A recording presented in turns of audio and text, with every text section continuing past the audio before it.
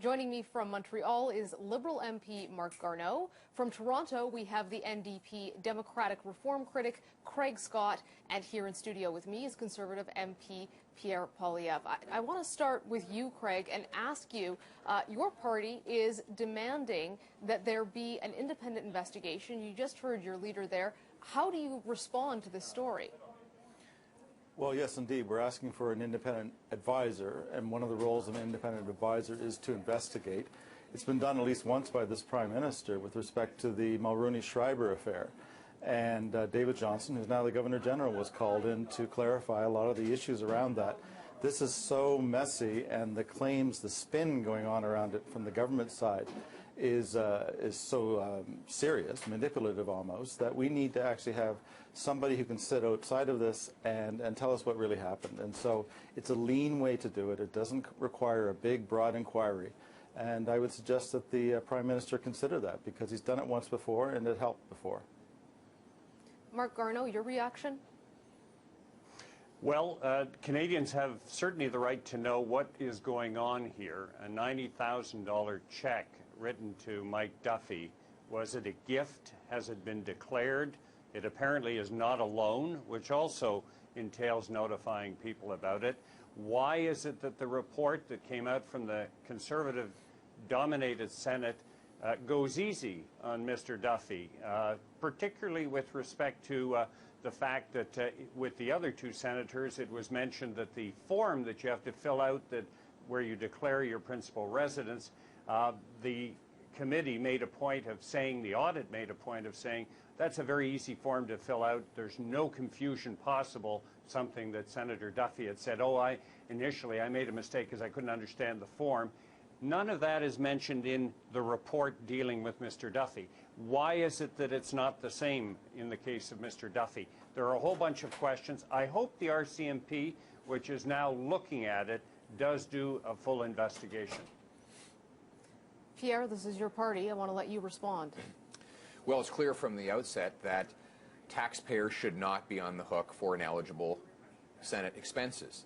Mr. Duffy acknowledged that there were expenses that should not have been claimed, and as a result that they should not be shouldered by the tax-paying public. He was not in a position to repay them himself, and so Nigel Wright did the honorable thing, which is to pay from his own personal bank account the outstanding costs and to protect taxpayers so that they would not have to shoulder them. Pierre, you come from a reform background. You are big on Senate, on accountability. Do you see where the optics of this are pretty difficult? You have the PM's executive paying off a debt for a senator of ineligible expenses, while at the same time making it appear to the public as though this, in fact, was the senator's own money. He never mentioned it was coming from somewhere else. He said that he and his wife had discussed it, and it was the right thing to do. What's most important is to ensure that taxpayers are not on the hook for these ineligible expenditures.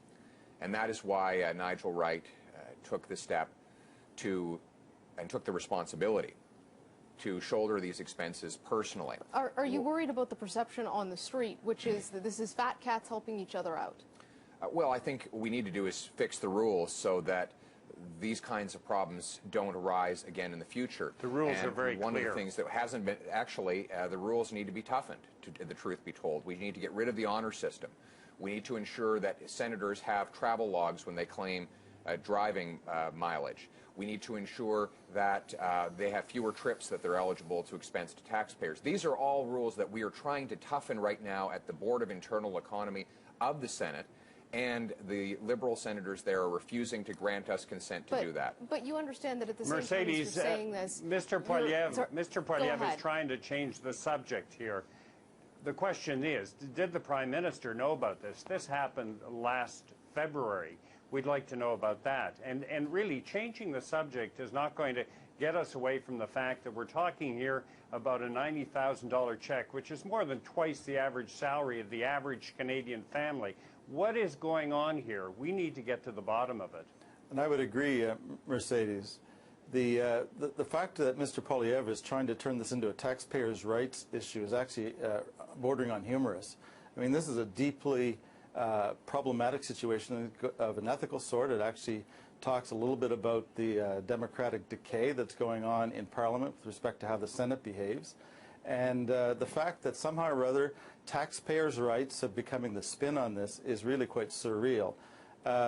If Mr. Duffy can't pay it back, are we meant to assume that therefore that taxpayer is on the hook, that he isn't responsible at all ever for paying this back himself? He happens to have a cottage in PEI. I wonder if that might be a source of income. Pierre? Well, taxpayers are not on the hook because Nigel Wright has taken the leadership and shown the responsibility leadership when it wasn't to ensure it was never made public until it was exposed by Robert Fife that this had happened, that it is a check, it is a personal check, but you also have this additional dynamic that Senator Duffy may not have declared this, that Nigel Wright may not have declared this. Do you have any information about whether or not either of them talked to the respective ethics commissioners about it? The declarations are the responsibility of members of Parliament and senators. So it would be up to Mr. Duffy to indicate what declarations he made. Do you know if he's indicated any of that? I don't know if he's indicated that or not. But I do know that the rules should be toughened. We need to ensure that we get away from the honor system, that senators must account for all of the expenses that they make, that they must have clear details about the travel that they do. These require some rule changes. The Conservative Party wants to toughen the rules to protect taxpayers. We have roughly a dozen proposals before the Senate to do exactly that. Unfortunately, those proposals are being blocked by the Liberal senators. I encourage them to work with us. As you're saying this, you have a situation where a member of the executive, the most senior person perhaps on the Prime Minister's staff, has handed a check to a senator to make a bad story go away. He's protected taxpayers. We believe that taxpayers should not be on the hook for those costs. Don't you think that there's a possibility that you have someone from the executive branch giving something to someone in the legislative branch? Where's the check of powers there if you have basically backroom financial exchanges? Well, listen, when it was acknowledged that there were ineligible expenditures that had been claimed, and that those expenditures needed to be reimbursed, and that Mr. Duffy did not have the financial resources to do it himself, we worked, I think Mr. Wright was determined to ensure that taxpayers would not be on the hook, and that's why he used his personal resources, wrote a personal check, and protected taxpayers. I want to let Craig respond to that. Go ahead, Craig. Senator Duffy, go ahead, Craig. Oh, sorry, Mark. Just very quickly. One of the things I would say is that Pierre has a couple times used the word we. He keeps talking about the decision as a big we decision somewhere around the Prime Minister with Mr. Wright in the middle of it. And then he realizes, he catches himself, and he turns it into Mr. Wright in the goodness of his heart is doing what Mr. Wright did. I think we really need to know how much of this was, frankly, an orchestrated scheme where Mr. Wright was at the center, but the Conservative Party knew exactly what it was doing in terms of how it managed to make sure that Mr. Duffy received some money. He didn't make a big fuss about having to say that he did the wrong thing. And in return, the Senate went easy on him, exactly as the email suggests they were going to do in a report. This is really, really serious. That's why I use the term democratic decay for what this represents. And I think we need to have an external investigation. That's what an independent advisor would do. Mark? And I'd like to add one last point. Mr. Poilievre is saying, Mr. Duffy was not in a position to pay that $90,000. Mr. Duffy has a home in PEI. Mr. Duffy is a senator. He's paid more than the average person. At the very least, he could have taken out a loan and paid back the $90,000 that he owed instead of, Mr. Wright having, out of the generosity of his heart, supposedly written him a personal check.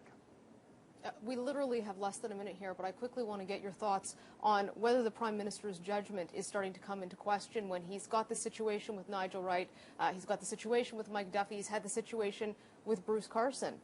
Are you worried about that, Pierre? I have very much confidence in the Prime Minister's judgment. He has led this country with integrity.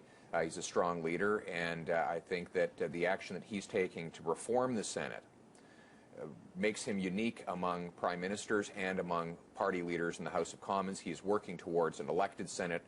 He is trying to reduce the terms of senators, and he is urging senators to impose tougher rules on themselves as it relates to their expense claims. Well, quick reaction from Craig and Mark. Is that Senate reform coming quickly enough?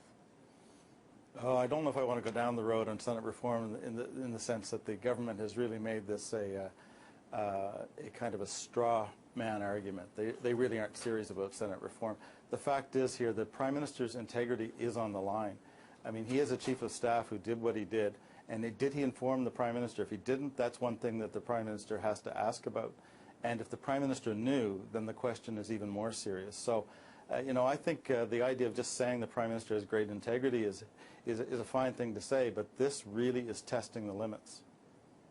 Mark, we've got about 20 seconds for your thoughts. The question is, does this pass the smell test? I think there are a whole bunch of questions that need to be answered. I hope the RCMP is going to help us to answer those questions, because something doesn't seem right here. A lot of questions still to be answered. Thank you very much to our MPs for their time and thoughts on what is a deepening scandal for this government.